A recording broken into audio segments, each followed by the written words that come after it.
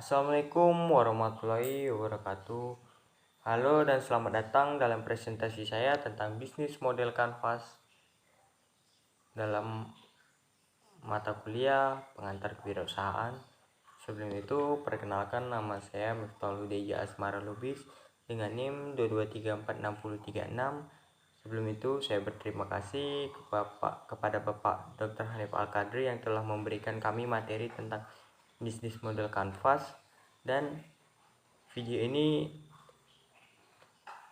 dari materi Bapak tersebut yang saya rangkum. Dalam presentasi ini saya akan membahas tentang bisnis model kanvas, yang merupakan sebuah kerangka kerja visual yang menggambarkan sebuah model bisnis secara komprehensif. Bisnis model kanvas dibuat oleh Alexander Osterwalder pada tahun 2008 dan telah menjadi alat yang populer digunakan oleh para pengusaha untuk mengembangkan dan mengubah model bisnis mereka. Mari kita mulai dengan mengidentifikasi tujuan dari sebuah model bisnis. Model bisnis bertujuan untuk menggambarkan bagaimana sebuah bisnis menghasilkan nilai bagi pelanggan dan bagaimana bisnis itu sendiri menghasilkan keuntungan. Dalam pengembangan model bisnis, terdapat beberapa elemen kunci yang harus dipertimbangkan, seperti segmen pasar, proposisi nilai, saluran distribusi, hubungan dengan pelanggan, sumber daya, aktivitas kunci, mitra, dan sumber pendapat. Dalam bisnis model kanvas, elemen-elemen tersebut dikelompokkan menjadi 9 yang saling terkait, yang terdiri dari: pertama, segmen pasar. Siapa saja pelanggan yang ingin dilayani oleh bisnis ini? Bagaimana bisnis ini memecah segmen pasar? Yang kedua, proposisi nilai. Apa saja produk atau layanan yang ditawarkan oleh bisnis ini?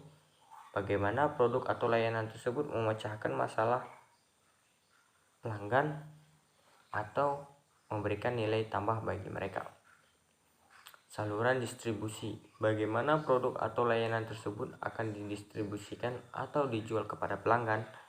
Apa saja saluran distribusi yang tersedia dan efektif untuk bisnis ini?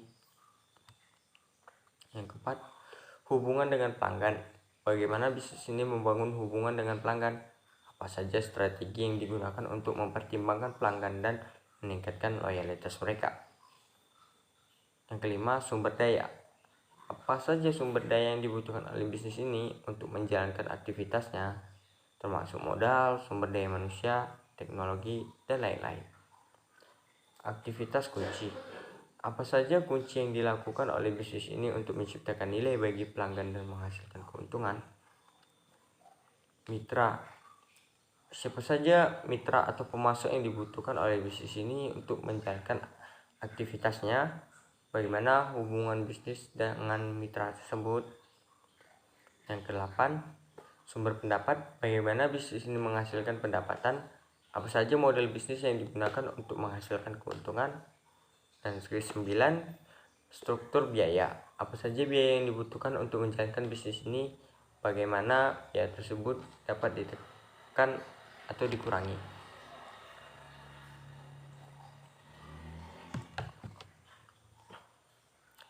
Dengan menggunakan bisnis model kanvas, pengusaha dapat dengan mudah memvisualisasikan dan memahami bagaimana seluruh elemen bisnis bekerja bersama-sama dan memperbaiki setiap elemen yang kurang efektif. Ini memungkinkan pengusaha untuk menciptakan model bisnis yang lebih efektif dan menarik bagi pelanggan.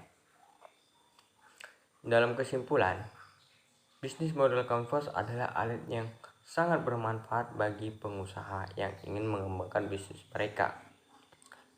Dengan memahami seluruh elemen dalam model bisnis dan bagaimana mereka saling terkait, pengusaha dapat mengembangkan model bisnis yang lebih baik dan lebih efektif dalam menghasilkan nilai bagi pelanggan dan keuntungan bagi bisnis itu sendiri. Namun, penting untuk diingat bahwa bisnis model kanvas hanya merupakan alat untuk membantu pengusaha mengembangkan model bisnis mereka.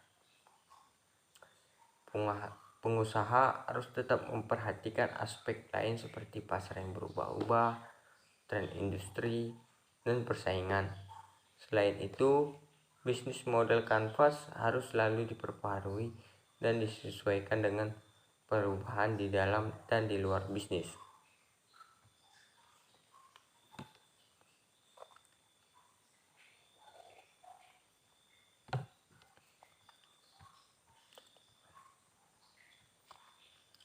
Jadi ya, segmen pasar siapa saja yang ingin dilayani oleh bisnis ini. Bagaimana bisnis ingin memecah segmen pasar? Yang pertama, ya kita mencari target. Kita harus memiliki target untuk memecahkan segmen pasar. Saluran distribusi, bagaimana produk atau layanan tersebut akan didistribusikan atau dijual kepada pelanggan. Apa saja saluran distribusi yang tersedia dan efektif untuk bisnis ini.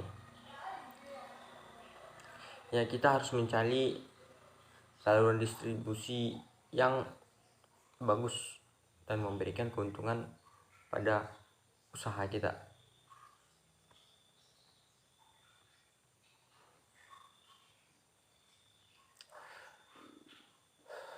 Demikian presentasi saya tentang bisnis model kanvas. Semoga presentasi ini memberikan pemahaman yang lebih baik tentang bisnis model kanvas dan membantu pengusaha dalam mengembangkan model bisnis yang lebih baik dan lebih efektif. Terima kasih telah mendengarkan dan semoga sukses. Saya sudahi dengan Assalamualaikum warahmatullahi wabarakatuh.